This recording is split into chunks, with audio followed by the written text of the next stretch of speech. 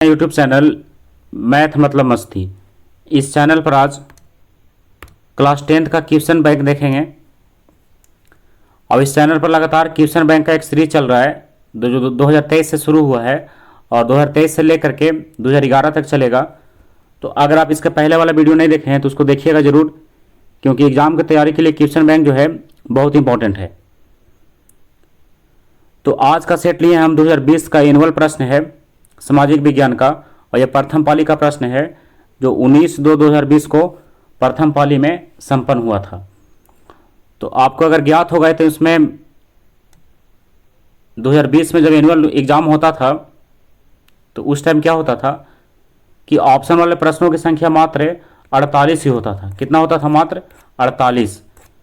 लेकिन अभी वर्तमान समय में जो प्रश्न हो रहा है उसकी संख्या जो है 80 होता है साइंस में और सोशल साइंस में।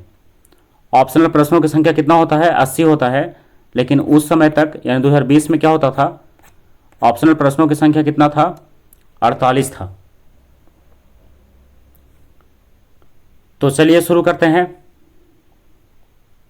आज का पहला प्रश्न। इसमें तो उसमें 48 में 40 बनाना रहता था, लेकिन अब क्या है, इसमें 80 में 40 बनाना रहता है। और मैथ में और मैथ के साथ साइंस में, संस्कृत में और हिंदी में ऑप्शनल प्रश्नों की संख्या 100 होता है, जिसमें 50 बनाना रहता है। ये आपको पता होगा। तो चलिए आज शुरू करते हैं क्वेश्चन नंबर 1 से। ये क्या है? 2020 का एनुअल प्रश्न है, तो आप इसको जरूर ध्यान रखिएगा। और आप अगर इसमें चाहते हैं कि आप जांच करके देखें कि आपको कितना कंप्लीट है, तो आप इसके लिए अपना आंसर टिक करके और कॉपी पर लिख सकते हैं और बाद में उसको मिला सकते हैं कि आपका कितना इसमें सही हो रहा है। तो चलिए शुरू करते हैं आज का पहला प्रश्न। आज का पहला प्रश्न है, संघ राज की विशेषता नहीं है, यानी संघ राज की विशेषता इनमें से कौन सा नहीं है? तो ऑप्शन ए है लिखित संविधान, बी है शक्तियों का विभाजन, सी है इकहरी शासन व्यवस्था और डी है सर्वोच्च न्यायपालिका। इसका सही उत्तर ऑप्शन नंबर सी यानी इकहरी शासन व्यवस्था। क्वेश्चन नंबर 2 है, संघ सरकार का उदाहरण है, कौन सा है? अमेरिका है, चीन है, ब्रिटेन है या इनमें से कोई नहीं है? तो कौन सा उदाहरण है संघ सरकार का? अमेरिका है। बिहार में संपूर्ण क्रांति का नेतृत्व निम्नलिखित में से किसने किया था? ऑप्शन ए है मोरारजी देसाई, बी है नीतीश कुमार, सी है इंदिरा गांधी और डी है जयप्रकाश नारायण। तो इसका सही उत्तर ऑप्शन नंबर डी यानी जयप्रकाश नारायण है। तो जयप्रकाश नारायण ने क्या किया था? संपूर्ण क्रांति का नेतृत्व किया था। अब आइए क्वेश्चन नंबर 3 के बाद 4 में, लोकतांत्रिक व्यवस्थाओं ने निम्नलिखित किन मुद्दों पर सफलता पाई है? तो ऑप्शन ए है इसका, राजनीतिक असमानता को समाप्त कर दिया है। ऑप्शन बी है लोगों के बीच टकरावों को समाप्त कर दिया है, तो ये तो सही है। फिर सी है बहुमत समूह और अल्प समूह के साथ एक जैसा व्यवहार करता है। ऑप्शन डी है समाज की आखिरी पंक्ति में खड़े लोगों के बीच आर्थिक पैमाना कम कर दिया है। तो ये सब गलत है। इसमें ऑप्शन नंबर बी है क्या इसका सही है। अब आइए क्वेश्चन नंबर 5 में, सुदूर संवेदी उपग्रह यानी रिमोट सेंसिंग उपग्रह का प्रयोग किस लिए किया जाता है? तो किस लिए किया जाता है? संसाधनों की खोज के लिए, यानी ऑप्शन नंबर सी इसका सही है। आप चलिए क्वेश्चन नंबर 6 में देखिए। क्वेश्चन नंबर 6 क्या है, निम्न में कौन भूकंप का सर्वाधिक संवेदनशील नगर है? ऑप्शन ए है देहरादून, बी है रांची, सी है हैदराबाद और डी है चेन्नई। तो इसका सही उत्तर ऑप्शन नंबर ए यानी देहरादून। आपको ऐसे मालूम भी होगा कि पहाड़ी इलाके जो हैं भूकंप के क्षेत्र से ज़्यादातर संवेदनशील ही होते हैं। क्वेश्चन नंबर 7 है, निम्न में से किसे पिछड़ा राज्य कहा जाता है? तो इसका सही उत्तर होगा ऑप्शन नंबर सी यानी किसको कहा जाता है? बिहार को कहा जाता है। तो सबसे अधिक पिछड़ा राज्य बिहार है, बीमारू राज्य भी बिहार है, या तो फिर एक और आता है सबसे अशिक्षित यानी कम साक्षर राज्य कौन है? बिहार है। यहाँ की साक्षरता दर लगभग 68% है। अब आइए क्वेश्चन नंबर 8 में, भारत में वित्तीय वर्ष कौन सा कहा जाता है, यानी किस महीने को वित्तीय वर्ष कहा गया है? तो इसका ऑप्शन सही है कौन सा? 1 अप्रैल से 31 मार्च तक, यानी ऑप्शन नंबर सी इसका सही है। अब आइए क्वेश्चन नंबर 9 में, काउंट काबूर को विक्टर एमेनुअल ने किस पद पर नियुक्त किया था? तो किस पद पर नियुक्त किया था? प्रधानमंत्री के पद पर, यानी ऑप्शन नंबर सी इसका सही है। क्वेश्चन नंबर 10 है, रक्त एवं लौह की नीति का अवलंबन किसने किया था? रक्त एवं लौह की नीति किसने चलाया था? तो ये चलाया था किसके द्वारा चलाया गया था? बिस्मार्क के द्वारा। किसके द्वारा? बिस्मार्क के द्वारा। तो ऑप्शन नंबर सी इसका सही है। अब आइए क्वेश्चन नंबर 11 में, साम्यवादी शासन का पहला प्रयोग कहाँ हुआ था? तो ऑप्शन ए है इसका, रूस में। ऑप्शन ए ही सही है। कहाँ हुआ था पहला प्रयोग? रूस में हुआ था। क्वेश्चन नंबर 12 है, बोल्शेविक क्रांति कब हुई थी? फरवरी 1917, नवंबर 1917, अप्रैल 1917 या सितंबर 1905 को? तो इसका सही उत्तर ऑप्शन नंबर बी यानी नवंबर 1917 को। अब चलिए क्वेश्चन नंबर 13 में, तो देखिए 13 का क्या है, कांटी तापीय विद्युत परियोजना किस जिला में स्थापित है? पूर्णिया में, सिवान में, मुजफ्फरपुर में या पूर्वी चंपारण में? तो इसका सही उत्तर ऑप्शन नंबर सी यानी कहाँ? मुजफ्फरपुर में स्थित है। कौन सा परियोजना? कांटी तापीय विद्युत परियोजना। अब क्वेश्चन नंबर 14 है, रेल वर्कशॉप कहाँ स्थित है? जमालपुर में, भागलपुर में, मुंगेर में या फिर पटना में? तो इसका सही उत्तर ऑप्शन नंबर ए यानी जमालपुर में। रेल वर्कशॉप कहाँ है? जमालपुर में। अब क्वेश्चन नंबर 15 में आइए, सुनामी का प्रमुख कारण क्या है? ऑप्शन ए है समुद्र में भूकंप, बी है मैदानी क्षेत्र में भूकंप, सी है पर्वत पर भूकंप और डी है इनमें से कोई नहीं। तो इसका सही उत्तर ऑप्शन नंबर ए यानी समुद्र में भूकंप। जैसे समुद्र में भूकंप को सुनामी कहा गया है, और उसी प्रकार से अगर पृथ्वी पर आप देखे होंगे कि जब बवंडर चलता है, यानी जब हवा का दाब जहाँ पर कमता है वहाँ पर बवंडर की स्थिति उत्पन्न होती है। तो सुनामी यानी चक्रवात और बवंडर जो है दोनों एक ही टाइप का है, लेकिन एक समुद्र का है एक स्थल का है। अब आइए क्वेश्चन नंबर 16 में, सुखाड़ क्या है? प्राकृतिक आपदा है। तो ऑप्शन यही तो सही है इसका, प्राकृतिक आपदा ही है सुखाड़। अब आइए क्वेश्चन नंबर 17 में, पंजाब में भूमि निम्नीकरण का मुख्य कारण क्या है? तो इसका सही उत्तर ऑप्शन नंबर डी यानी अधिक सिंचाई। क्या कारण है? अधिक सिंचाई। अब चलते हैं क्वेश्चन नंबर 18 में, मानव शरीर में जल की मात्रा कितना प्रतिशत होता है? तो इसका सही उत्तर ऑप्शन नंबर सी यानी 65%। कितना प्रतिशत? लगभग 65%। क्वेश्चन नंबर 19 है, निम्न जीवों में कौन केवल भारत में पाया जाता है? ऑप्शन ए है मगरमच्छ, बी है डॉल्फिन, सी है व्हेल और डी है कछुआ। तो इसका सही उत्तर ऑप्शन नंबर बी यानी डॉल्फिन। कौन? डॉल्फिन। क्वेश्चन नंबर 20 है, सीमेंट उद्योग का प्रमुख कच्चा माल क्या है? चूना पत्थर। तो ऑप्शन ए ही इसका सही होगा, चूना पत्थर। तो चूना पत्थर का पिसाई करके ही क्या बनाया जाता है? सीमेंट बनाया जाता है। क्वेश्चन नंबर 21 है, लिए इसमें देखिए कुछ मिस्टेक हो रहा है। महायुद्ध के बाद यूरोप में कौन सी संस्था का उदय आर्थिक दुष्प्रभावों को समाप्त करने के लिए हुआ था? तो इसका सही उत्तर ऑप्शन नंबर डी यानी यूरोपीय संघ को। किसको? यूरोपीय संघ को। अब बढ़ते हैं आगे क्वेश्चन नंबर 22 में, किसने कहा मुद्रण ईश्वर की दी हुई महानतम देन है, सबसे बड़ा तोहफा? किसने कहा था कि मुद्रण ईश्वर की दी हुई महानतम देन है, सबसे बड़ा तोहफा? तो ये किसका कहना था?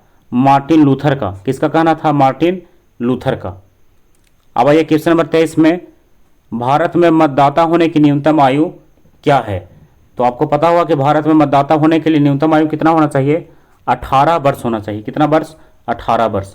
यानी 18 वर्ष होने के बाद हम अपने वोट का प्रयोग कर सकते हैं, यानी अपना मत जो है हम दे सकते हैं। क्वेश्चन नंबर 24 है, भारत में किस प्रकार की शासन प्रणाली है?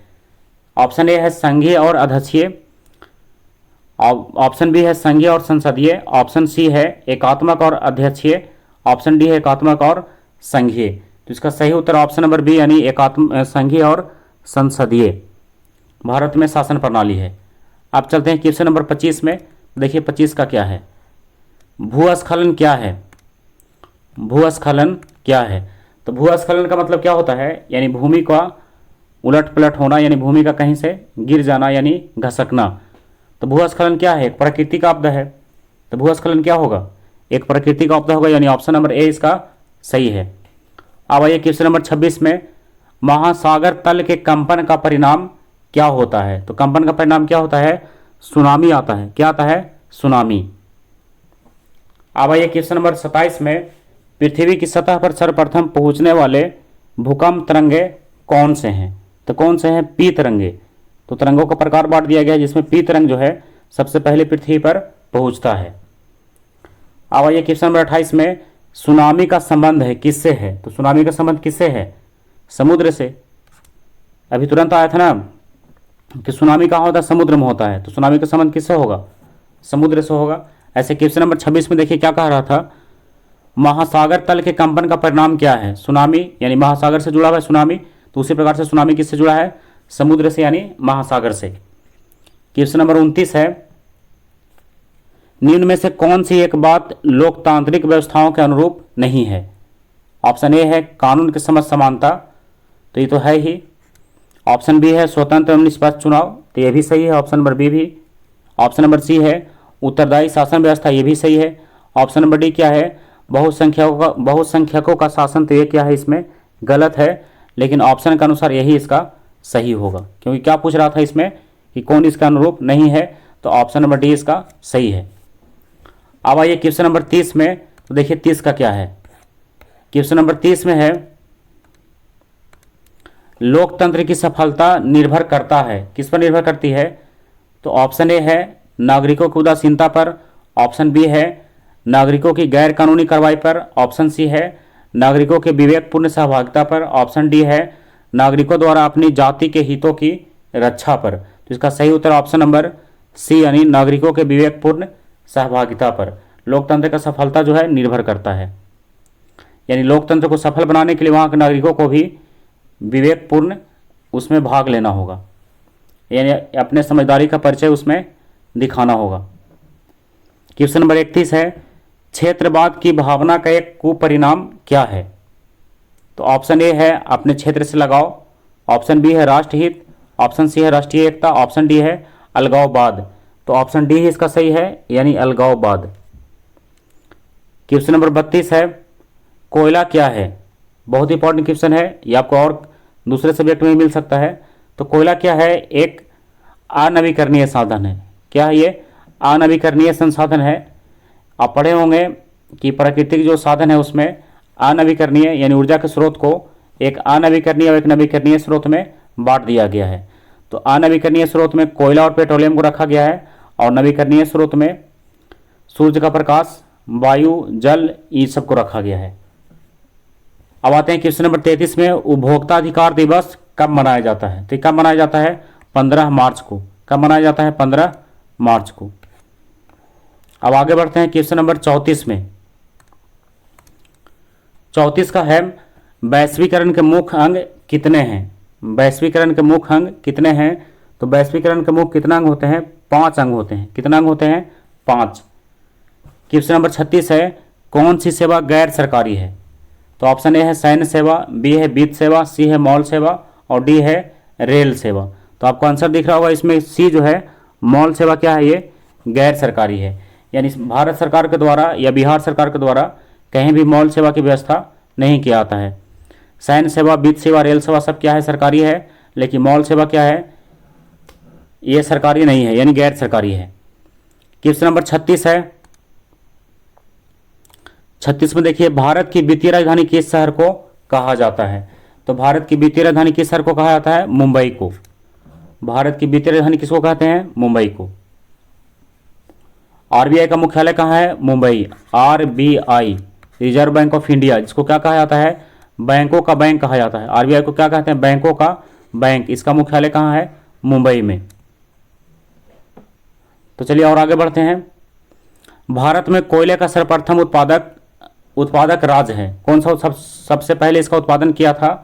तो इसका सही उत्तर ऑप्शन नंबर बी, यानी झारखंड में। कहाँ है? झारखंड। अब क्वेश्चन नंबर 38 है। तो 38 का देखिए बस 2 ही ऑप्शन दिख रहा है। तो इसमें क्वेश्चन है, भारत का प्रथम लौह इस्पात उत्पादक उद्योग कौन सा है? तो इसका सही उत्तर ऑप्शन नंबर बी, यानी कौन? टाटा लौह और इस्पात कंपनी, यानी TISCO, TISCO। CO, Tata iron and steel company. E T से हो गया टाटा, आई से आयरन, एस से स्टील और CO से कंपनी, वही है टाटा लौह और इस्पात उद्योग यानी इस्पात कंपनी। अब आइए क्वेश्चन नंबर 39 में। तो देखिए 39 का क्या है, 39 में है स्वर्णिम चतुर्भुज संबंधित है। 39 का क्या है, स्वर्णिम चतुर्भुज संबंधित है, किससे संबंधित है यानी किससे जुड़ा हुआ है। तो किससे जुड़ा हुआ है, सड़क मार्ग से। किससे जुड़ा हुआ है, सड़क मार्ग से। अगला क्वेश्चन है क्वेश्चन नंबर 40 में गंडक परियोजना है। तो गंडक परियोजना क्या है, बेतिया में है, कहाँ है ये पूछ रहा है, वाल्मीकि नगर में है, मोतिहारी में है या फिर छपरा में है। तो ये कहाँ है, वाल्मीकि नगर में है। गंडक परियोजना कहाँ है, वाल्मीकि नगर में। क्वेश्चन नंबर 41 है हिंद चीन पहुंचने वाला प्रथम व्यापारी कौन था। तो प्रथम व्यापारी कौन था, पुर्तगाली। कौन था, पुर्तगाली। क्वेश्चन नंबर 42 है सविनय अवज्ञा आंदोलन कब शुरू हुआ। तो सविनय अवज्ञा आंदोलन कब शुरू हुआ था, 1930 में। अब चलते हैं क्वेश्चन नंबर 43 में। आपको पता होगा इसमें कि केवल 48 तक की क्वेश्चन है, तो अब बस लास्ट होने वाला है। क्वेश्चन नंबर 43 है राउरकेला लौह इस्पात उद्योग कहाँ है। राउरकेला लौह इस्पात उद्योग कहाँ स्थित है। तो इसका सही उत्तर ऑप्शन नंबर ए यानी ओडिशा में। कहाँ है, ओडिशा में। क्वेश्चन नंबर 44 है सामंती व्यवस्था से हटकर किस प्रकार की शहरी व्यवस्था की प्रवृत्ति बढ़ी है। तो प्रगतिशील प्रवृत्ति। कौन सी प्रवृत्ति बढ़ी है, प्रगतिशील प्रवृत्ति। क्वेश्चन नंबर 44 है दीर्घकालीन ऋण प्रदान करने वाली संस्था कौन सी है। तो कौन सी संस्था है, भूमि विकास बैंक। भूमि विकास बैंक। क्वेश्चन नंबर 46 में आइए अब आर्थिक विकास का तीसरा क्षेत्र कौन सा है। तो आर्थिक विकास का तीसरा क्षेत्र है, कौन सा होगा, सेवा क्षेत्र। कौन सा क्षेत्र है, सेवा क्षेत्र। आपको इसमें पता होगा कि आर्थिक विकास के क्षेत्र को 3 क्षेत्र में बांट दिया गया है, प्राथमिक, द्वितीयक और तृतीयक। तो प्राथमिक में किसको रखा गया है, कृषि को रखा गया है या कृषि से जुड़े हुए अन्य उद्योगों को रखा गया है। और क्वेश्चन द्वितीय में किसको रखा गया है, उद्योग को रखा गया। और तृतीय में रखा गया है, सेवा को रखा गया है। तो यही जो तृतीयक क्षेत्र है, सेवा क्षेत्र है। तो प्राथमिक में कौन आ गया, कृषि आ गया, पशुपालन आ गया, मत्स्य पालन आ गया। किसमें आएगा, सब प्राथमिक में, मतलब पहला में। और दूसरा में कौन आएगा, जितना छोटा उद्योग है, बड़ा उद्योग है, सब किसमें आएगा, दूसरा में आएगा। और तीसरा में कौन आएगा, सेवा क्षेत्र आएगा। जैसे यातायात किसमें आएगा, ये आर्थिक विकास का तीसरा क्षेत्र है। और दूरसंचार किसमें आएगा, तीसरा क्षेत्र में आएगा। बैंकिंग, बीमा किसमें आएगा, ये सब तीसरा क्षेत्र में आएगा, यानी सेवा क्षेत्र में। तीसरा क्षेत्र को क्या बोलते हैं, सेवा क्षेत्र। तृतीय क्षेत्र को बोलते हैं सेवा क्षेत्र। प्राथमिक क्षेत्र को बोलते हैं कृषि क्षेत्र और द्वितीय क्षेत्र को बोलते हैं औद्योगिक क्षेत्र। तो ये सब आप जरूर ध्यान रखिएगा, ये एग्जाम की दृष्टि से क्या है, बहुत ही इंपॉर्टेंट है, ये कई बार प्रश्न में पूछा गया है। आप चलते हैं क्वेश्चन नंबर 47 में। नई आर्थिक नीति में किसे सम्मिलित किया गया है। नई आर्थिक नीति में किसे सम्मिलित किया गया है, आप जानकारी के लिए यहाँ पर याद रखिए। नई आर्थिक नीति जो है कब से अपनाया गया, 1991 से अपनाया गया है। कब से, 1991 से। नेप, जिसका शॉर्ट नाम क्या हम लोग रखते हैं, नेप, न्यू इकोनॉमिक पॉलिसी, नई आर्थिक नीति। ये कब से अपनाया गया, 1991 से। तो इसमें किसे सम्मिलित किया गया है। तो ऑप्शन ए में है उदारीकरण, बी है निजीकरण, सी है वैश्वीकरण और डी है इनमें सभी। तो इसमें ऑप्शन डी जो है सही है, यानी इनमें सभी। उदारीकरण यानी व्यापार को क्या करना है, थोड़ा लचीला बनाना है ताकि कोई भी व्यापार आसानी से कर सके, इसको भी शामिल किया गया है।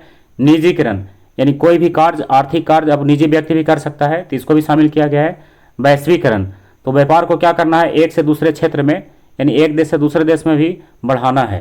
तो ये कब से अपनाया गया, 1991 से, यानी नई आर्थिक नीति के तहत ये सब नियमों को अपनाया गया है। तो ये जरूर ध्यान रखिएगा, ये भी इंपॉर्टेंट क्वेश्चन है। 1991 में ध्यान रखिएगा, ये भी इंपॉर्टेंट है। अब आइए क्वेश्चन नंबर 48 में। उपभोक्ता द्वारा शिकायत करने के लिए आवेदन शुल्क कितना लगता है। तो उपभोक्ता जब शिकायत करने के लिए जाता है तो उसको आवेदन कितना रुपया देना पड़ता है। तो इसमें आवेदन शुल्क कुछ नहीं है, यानी 0 होता है। आवेदन शुल्क कितना है, इसका 0 है, इसलिए ऑप्शन नंबर डी इसका सही होगा। कहीं कि ऑप्शन नंबर ए में 50 है, बी में 70 है और सी में 10 है। लेकिन कितना रुपया लगता है, 0 रुपया, यानी 1 रुपया भी नहीं, इसलिए ऑप्शन नंबर डी इसका सही है। तो आज के लिए क्वेश्चन नंबर 1 से लेकर के 48 तक कंप्लीट हो गया। तो ये सेट जो था कब का था, ये सेट था 2020 का सामाजिक विज्ञान का और प्रथम पाली का था। तो उस समय पर क्या होता था, केवल 1 से 48 तक के प्रश्न दिया गया है, तो 48 प्रश्न ही रहता था। ये नहीं कि इसमें 80 प्रश्न आप खोजते रहिएगा। 80 प्रश्न अब आता है जिसमें 40 प्रश्न का उत्तर देना रहता है। तो 40 प्रश्न का उत्तर पहले भी देना रहता था, लेकिन उस समय उस क्वेश्चन की संख्या कितना रहता था, 48। लेकिन अब क्वेश्चन की संख्या है 80 और जिसमें बनाना है कितना, 40। और 48 में बना रहा था कितना, 40। तो आपका एग्ज़ाम क्या हो गया, थोड़ा आसान हो गया पहले की अपेक्षा। और कई सब्जेक्ट में, जैसे मैथ में देखिए, तो जानकारी आपको मिलेगा जो आप डिटेल में इसमें चलिएगा। मैथ में या फिर इंग्लिश में या फिर संस्कृत में या फिर हिंदी में, इसमें क्या होता है, ऑप्शन वाले प्रश्नों की संख्या 100 होता है, जिसमें 50 बनाना रहता है। कितना बनाना रहता है, 50। और इसमें क्या है कि 80 में आपको बनाना है 40। 80 में कितना बनाना है, 40 बनाना है। तो 40 तो यहाँ से हो गया। और बाकी जो है लिखने वाला क्वेश्चन रहता है, लिखने वाला प्रश्न, यानी दीर्घ और लघु में। और यह तो ऑप्शनल केवल हो रहा है। तो चलिए आज का प्रश्न यहीं समाप्त हो गया। ये कौन सा सेट था, 2020 का था, एनुअल का, सामाजिक विज्ञान का। तो अगले वीडियो में हम लोग क्या करेंगे, इसी टाइप का कोई सेट को फिर से देखेंगे। तब तक के लिए बाय।